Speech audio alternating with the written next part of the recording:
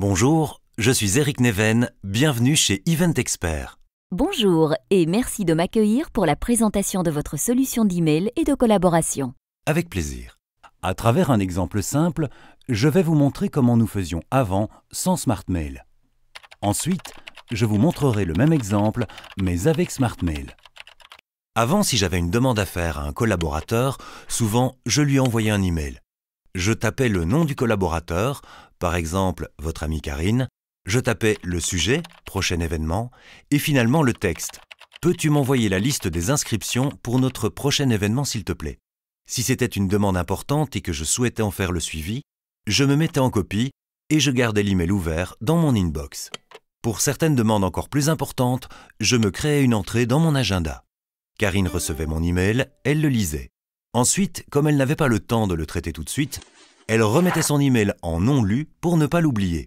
Certains de nos autres collaborateurs se créaient une entrée dans leur agenda, d'autres le notaient dans un cahier. On avait même un collègue qui imprimait ses emails pour les mettre dans un bac à courrier. En effet, je vous confirme, dans mon entreprise, chacun fait à sa manière.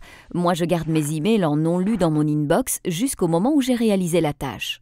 J'imagine bien, mais vous allez voir qu'il existe une solution simple et efficace. Maintenant donc, recommençons l'opération avec SmartMail. Je suis dans SmartMail. Je clique sur New. Comme pour un email, j'introduis le nom Karine. J'introduis le sujet, prochain événement, et je tape mon texte. Peux-tu m'envoyer la liste des inscriptions pour notre prochain événement s'il te plaît? Premier petit plus par rapport à l'email, je peux ajouter une date pour être plus précis dans ma demande. SmartMail va notifier Karine par email. Jusque-là, cela n'est pas très compliqué. La manière de faire est quasiment la même qu'avec l'email.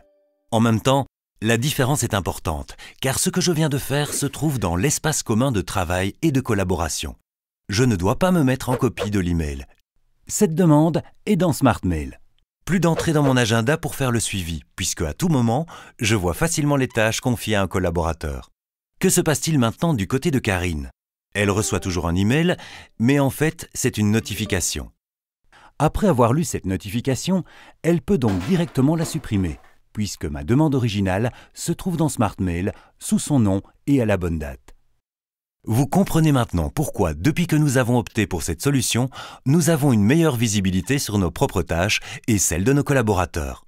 En fin de journée, nos mailbox sont vides. Quel plaisir! Voilà le principe de base de SmartMail. Les emails, les tâches, les rendez-vous se trouvent dans l'espace commun de travail et de collaboration. Merci beaucoup, je comprends mieux maintenant. Il s'agit bien sûr d'un exemple simple. SmartMail permet bien sûr d'aller beaucoup plus loin, comme par exemple le traitement des emails externes et la gestion de la confidentialité. Mais l'objectif était surtout de vous expliquer le principe de base. J'ai demandé à Tom de prévoir du temps pour vous expliquer plus en détail l'ensemble des fonctionnalités.